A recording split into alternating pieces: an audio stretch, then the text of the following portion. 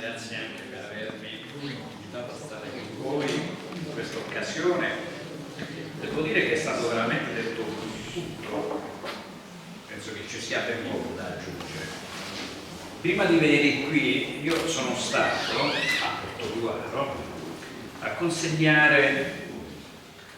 2 medaglie della liberazione a 2 patrioti in vita, 2 anziani patrioti in vita, ultranovantenni, e ho ritenuto di fare questo gesto, che è stato un gesto di rispetto e di deferenza, quello di venire a consegnare a casa loro il riconoscimento, per ricordare il nostro passato, per valorizzare e rendere grazie, un ringraziamento a distanza di 70 anni e più a queste persone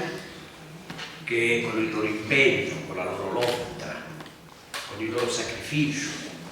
molte purtroppo anche con la loro vita, hanno posto le basi per una Repubblica democratica e libera, basata sui valori fondamentali della libertà, della pace, della solidarietà umana, dell'affermazione dei diritti fondamentali per tutti, non solo per tutti i cittadini, ma come recita la nostra Carta Costituzionale, per chiunque, come a chiunque deve essere data ospitalità quando nel loro paese tali diritti non vengono osservati o peggio ancora quando vengono calpestati. Questo lo dice la nostra Costituzione. Quindi idealmente il fatto di essere venuto a Portogruaro a consegnare questi 2 riconoscimenti ai nostri 2 amici partigiani ed essere qui adesso con voi ha un significato, perché sono, diciamo, eventi coincidenti, persone molto anziane che si sono battute per dare vita a uno Stato moderno con un forte respiro sociale, e oggi qui prendiamo atto di come venga attuata la Costituzione, di come venga attuata la Costituzione senza retorica, senza affermazioni roboanti, ma attraverso un impegno quotidiano semplice nella sua visibilità, complesso anche nelle sue forme di manifestazione, un impegno che coinvolge amministrazioni, un impegno che coinvolge cittadini, coinvolge volontari, coinvolge il mondo del volontariato, l'espressione della sanità, gli insegnanti, a cui doverosamente abbiamo reso il nostro sentito grazie, e coinvolge i destinatari di questa attività, che sono i cittadini provenienti da altri paesi richiedenti una protezione internazionale. Vero che bisogna sempre distinguere, e questo un prefetto lo deve tenere sempre a mente, in maniera che la sua azione non possa essere minimamente strumentalizzata o commentata in un verso o in un altro, che debba essere sempre tenuto distinto il profilo politico dal profilo amministrativo. E il profilo politico è giusto che si esprima sotto tutte le forme, sotto tutte le opinioni in relazione all'accoglienza, con un unico limite, il limite del rispetto della dignità delle persone e il limite anche dalle nostre leggi e dalla nostra Costituzione perché come norme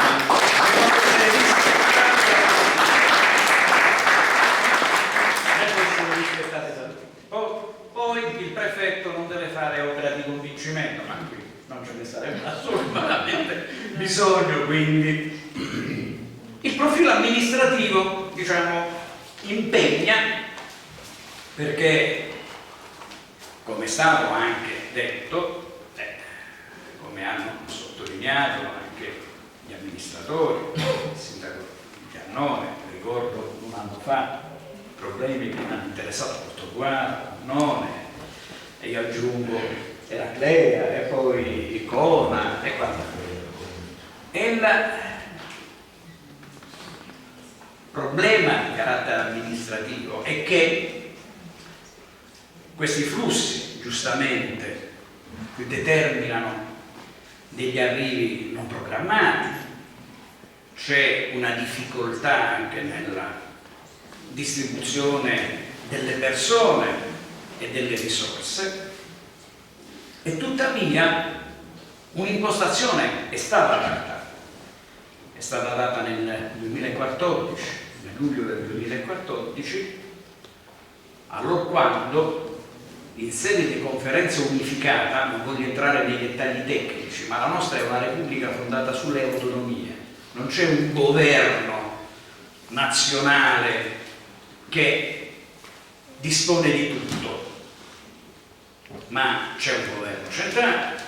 ci sono i governi regionali e ci sono i governi locali, proprio perché la nostra Costituzione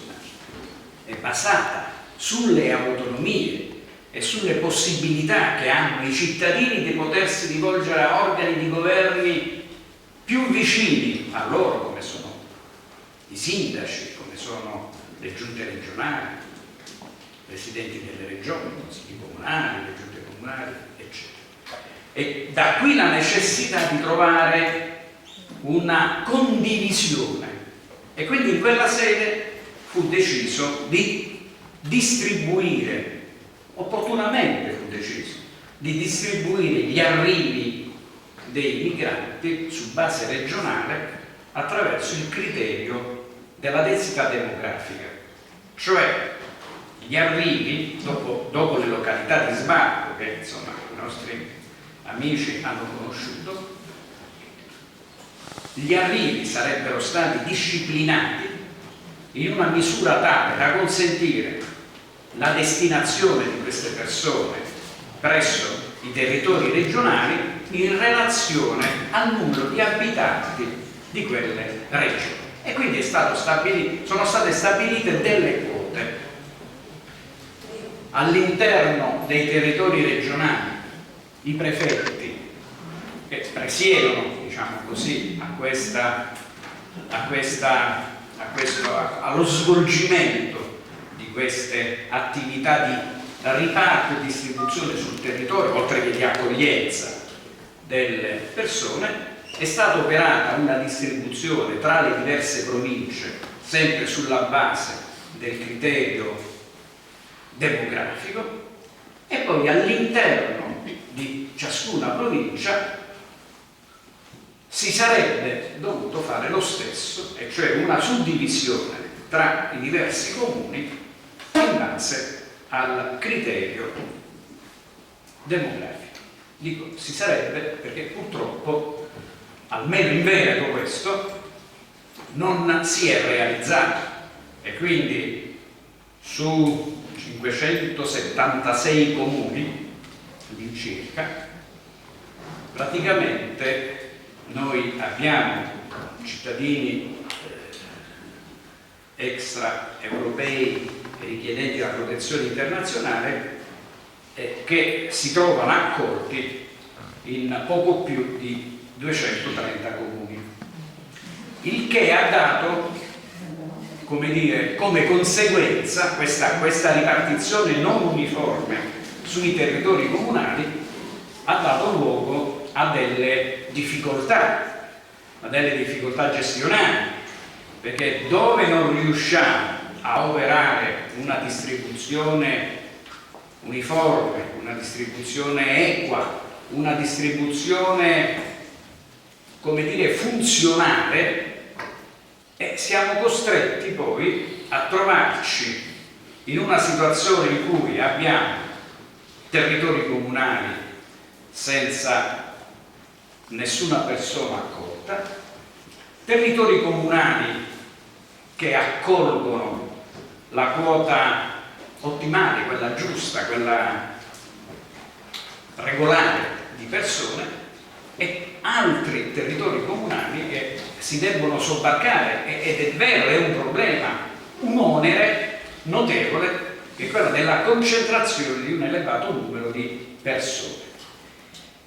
Ed è un onere ed è un problema che io personalmente vivo quotidianamente, insieme con me vivono quotidianamente gli amministratori interessati, le forze dell'ordine e chi comunque opera nell'ambito dell'accoglienza, perché un conto è gestire situazioni di accoglienza come egregiamente avviene qui a Portogruaro, ad Annone, Concordia Sagittaria, ma posso citarne altri, come Mira, Milano, Sant'Anna di Piave, eccetera, San Michele a Tagliamento, ce ne sono per fortuna tanti di comuni. Un conto è trovarsi a gestire 500-600 persone dove poi non si possono organizzare altro che il diploma di terza media, perché lì devi gestire situazioni che garantiscano il minimo quasi di sopravvivenza in condizioni veramente difficili. Questo perché, nonostante gli sforzi compiuti, gli incontri che abbiamo fatto in sede di Consiglio territoriale per l'immigrazione, gli incontri che abbiamo fatto in sede di tavolo di coordinamento regionale, gli incontri che abbiamo fatto con i sindaci in sede di cabina di regia a livello provinciale, non si riesce, si diceva prima ci sono in giro edifici anche pubblici vuoti, non si riesce a coinvolgere tutte le amministrazioni comunali in un discorso che poi è estremamente semplice, e cioè quello di ripartire il numero in maniera da poter offrire non solo una risposta in termini amministrativi a un problema che c'è, perché il problema degli arrivi esiste ed è un problema, quindi compito di chi amministra la cosa pubblica è quella di risolverlo il problema. Poi i modi possono essere i migliori o i meno buoni, ma girandosi dall'altra parte e dire io sono contrario, non accolgo nessuno, non fa altro che aggravare il problema e farlo pesare magari anche sui cittadini. Aggrava il problema perché crea delle disfunzioni, aggrava il problema perché crea anche i presupposti negativi, perché diciamo così quelle condizioni di integrazione e di convivenza non si possano realizzare. Come giustamente si osservava e come è nella realtà delle cose, le persone che fuggono da guerre, che fuggono dalla miseria, che fuggono da situazioni diciamo di invivibilità sul piano proprio della vita quotidiana, della vita civile, e queste persone vengono nel nostro territorio, e non solo nel nostro territorio, anche nel territorio europeo, sotto la spinta di una pulsione ideale, sotto la spinta di un sogno, che è quello di realizzarsi come cittadini. Quindi il loro ingresso nel nostro territorio è un ingresso che ha una finalità, ha diciamo così un orizzonte. È chiaro che noi dobbiamo favorire questa possibilità attraverso la integrazione, quindi è meritoria l'azione che viene svolta. Questo se c'è la consapevolezza, che riguarda soprattutto i sindaci, che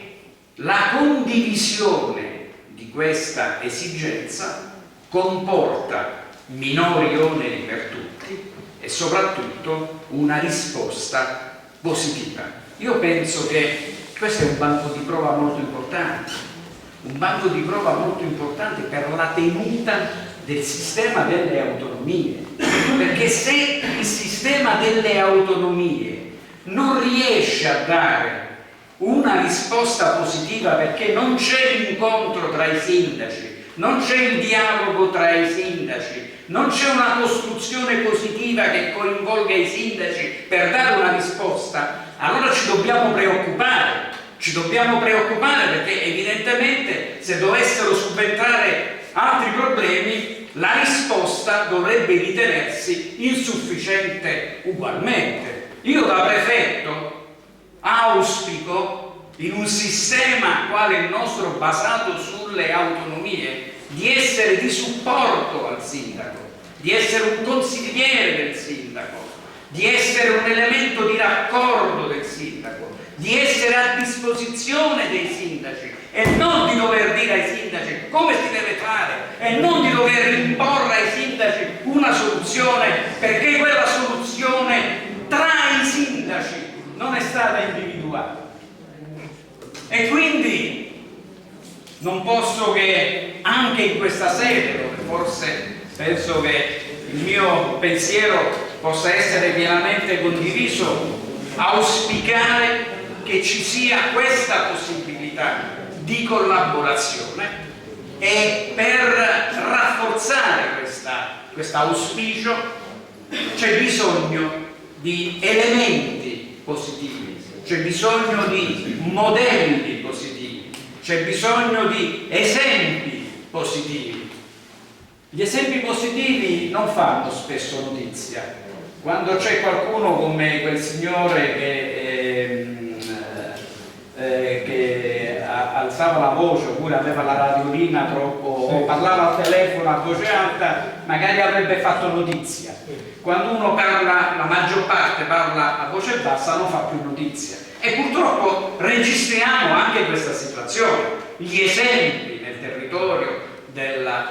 metropolitano di Venezia sono tanti, sono positivi. Questi esempi positivi dovrebbero essere, diciamo, posti in evidenza, dovrebbero costituire dei riferimenti, e magari non avviene, perché se ci fosse una maggiore attenzione anche da parte degli organi di informazione sui risultati positivi, sui diplomi che conseguono queste persone, un diploma conseguito con un impegno, che è un conto studiare nelle comodità di casa e con una serenità familiare, è un conto studiare in condizioni oggettive difficili, quindi un contributo importante allo sviluppo del territorio e della comunità viene da queste persone volenterose. E quindi se ci sono questi esempi andrebbero valorizzati, non enfatizzati, ma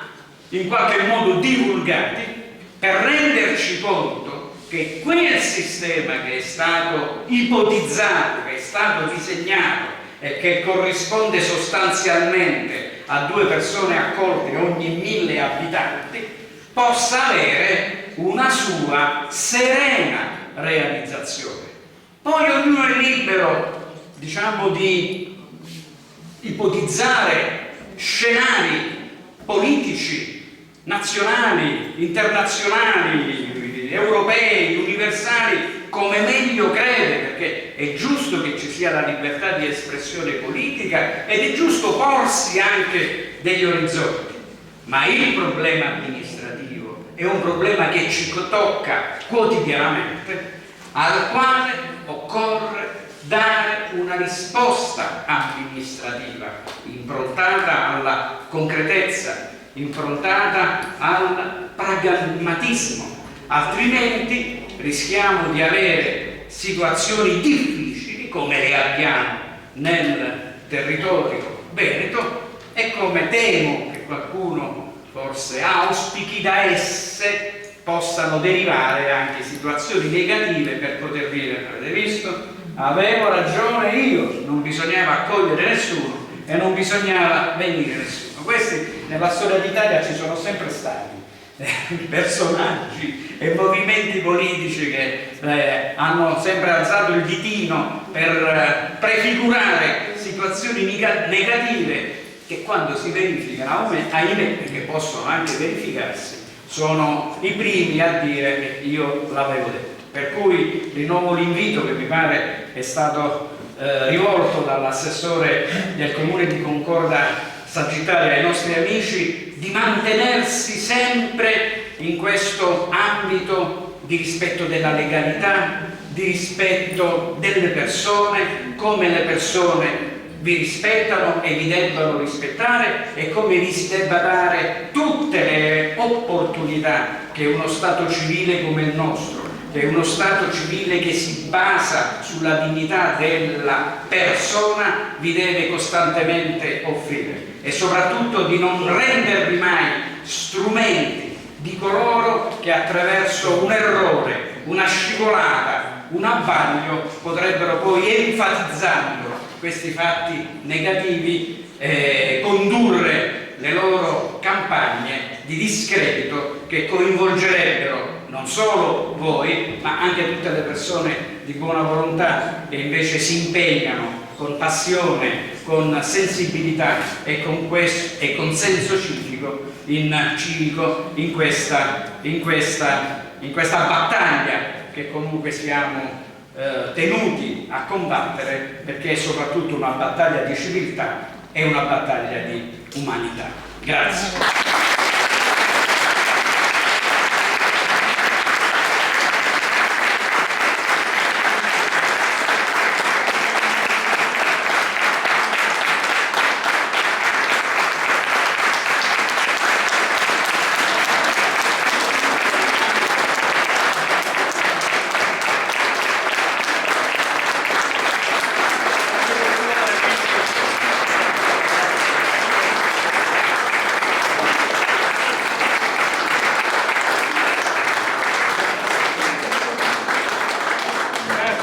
Grazie a tutti.